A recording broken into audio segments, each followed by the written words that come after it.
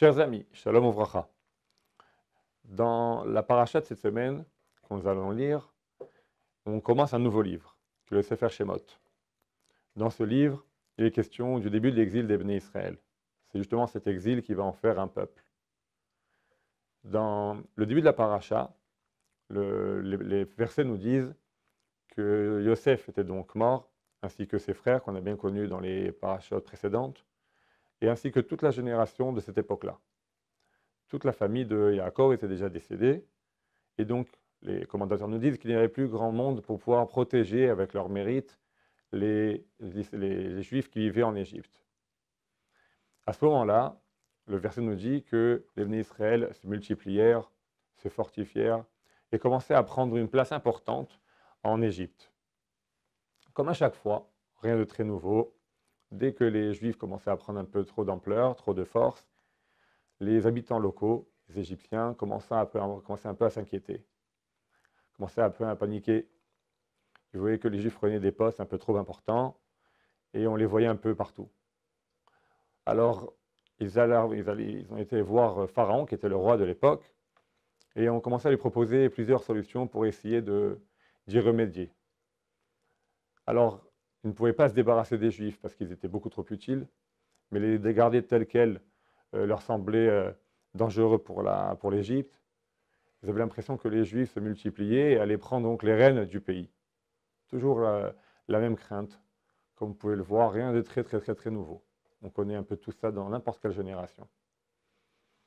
Le pasuk nous dit « Vayakom melech hadash al Mitzrayim » et un nouveau roi se leva sur l'Égypte. Là-dessus, il y a deux avis qui sont rapportés dans Rashi sur place, qui dit un avis dit que c'était un nouveau roi, tout nouveau, qui venait d'être nommé, et donc qui ne connaissait pas Yosef, effectivement. Deuxième avis nous dit que c'était le même roi, mais Nitrachu Xerotav.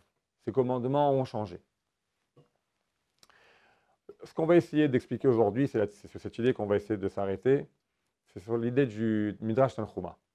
Le Midrash Tanchuma nous dit que Pharaon a entendu les propositions de tous ces sujets, tous ces ministres, et il a refusé. Dans un premier temps, il a refusé. Il a dit qu'il n'était pas question qu'il oublie toute la reconnaissance, la dette de reconnaissance qu'il avait envers Yosef. Il leur dit, vous pensez bien que sans Yosef, on n'aurait jamais eu un pays pareil.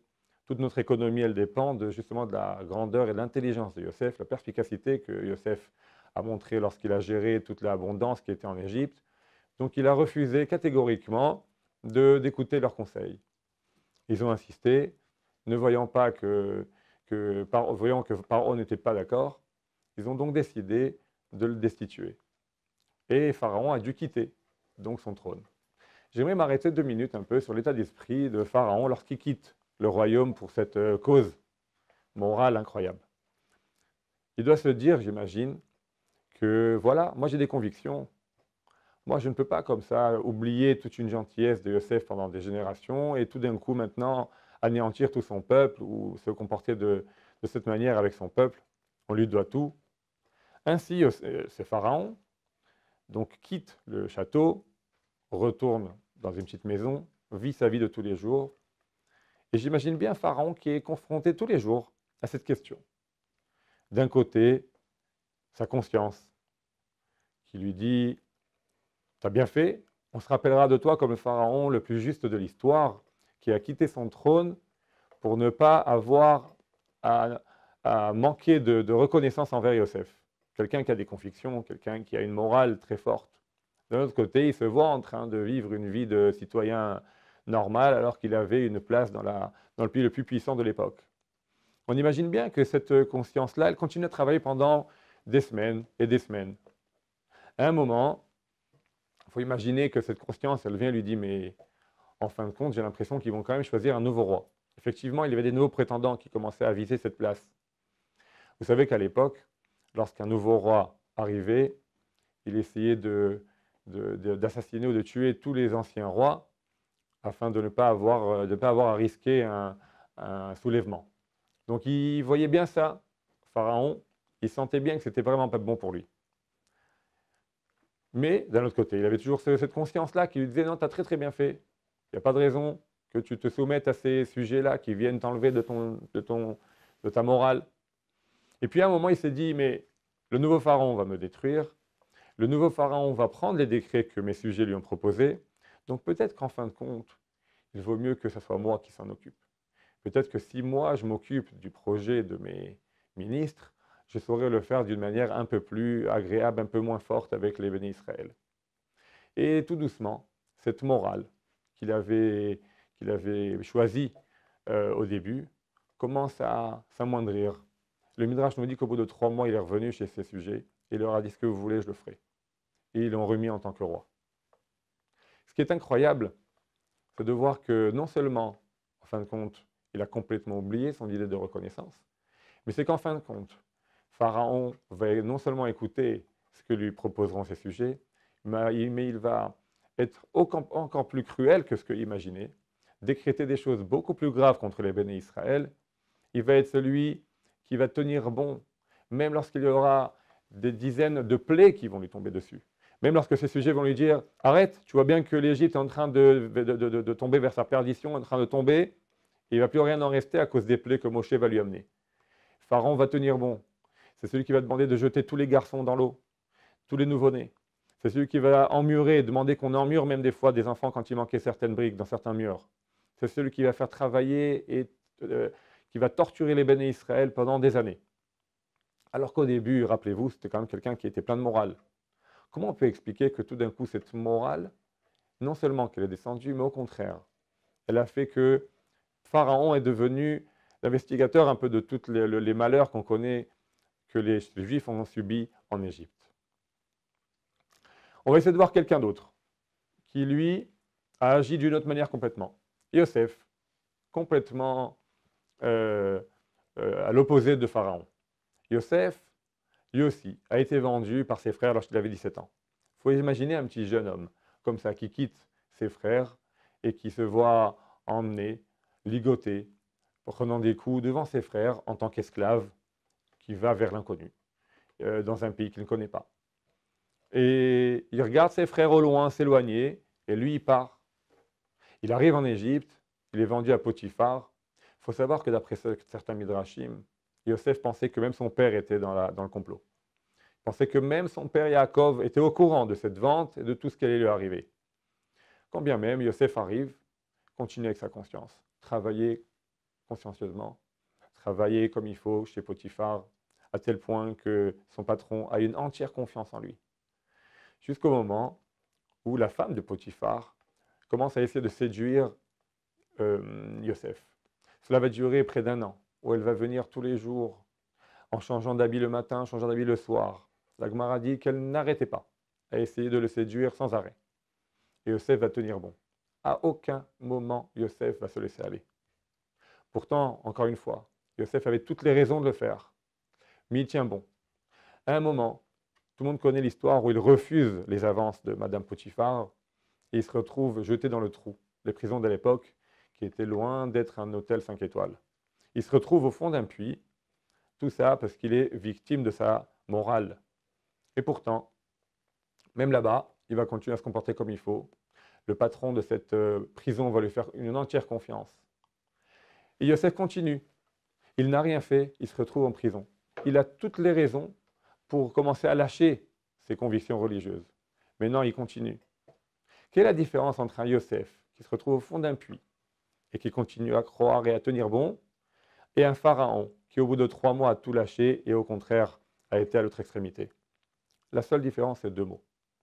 Lorsque la femme de Potiphar va proposer à Yosef de faire la faute, elle va dire « Vechatati le Elohim » et je fauterai envers Dieu. Cela veut dire que la morale de Yosef ne venait pas d'une morale personnelle.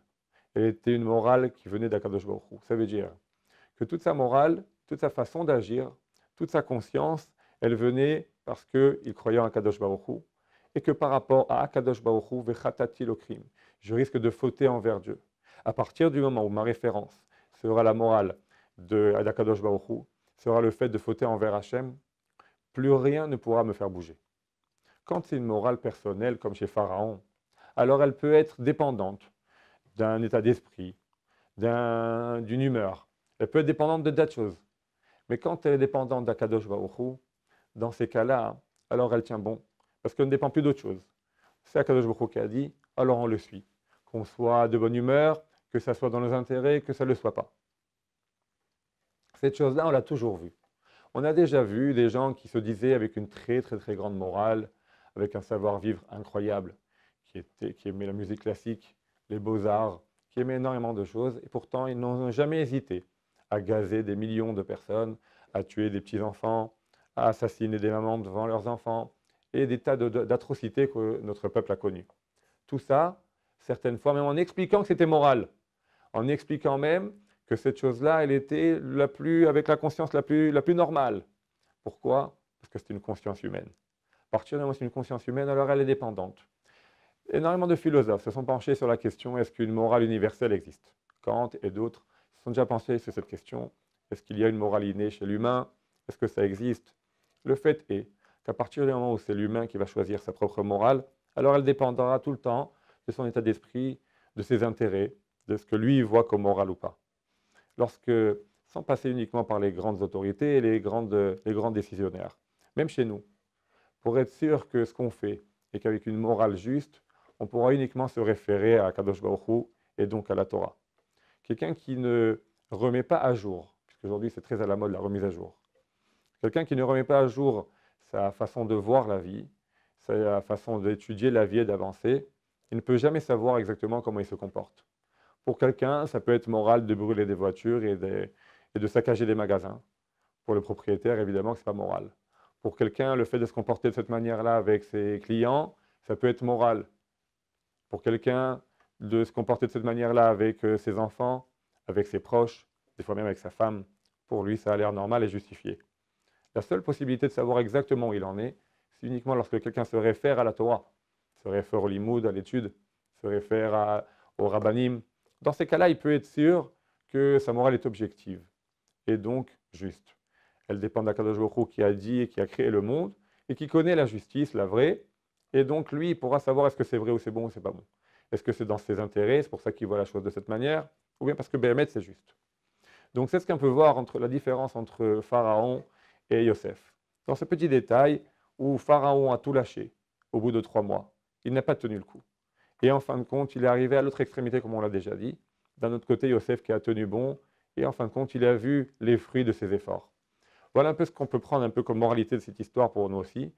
Ça veut dire que ne jamais avoir confiance tout seul dans notre façon de voir, mais se référer toujours à un Rav, se référer à la Torah, fréquenter les endroits d'étude afin de remettre à jour exactement nos valeurs. Si on se réfère à nous-mêmes, très souvent, on peut se tromper. Voilà, mes chers amis, ce que je voulais vous montrer un petit peu de ces deux façons de voir qu'on peut voir dans la paracha. Vayakom Melech Hadash, un nouveau roi s'est levé, il n'était pas vraiment nouveau, si ce n'est que sa morale a changé tout d'un coup. À nous de savoir nous référer aux endroits les plus justes et aux rabbanim les plus justes pour pouvoir avoir une morale qui tiendra la route jusqu'à 120 ans. Shabbat Shalom, Mevorach.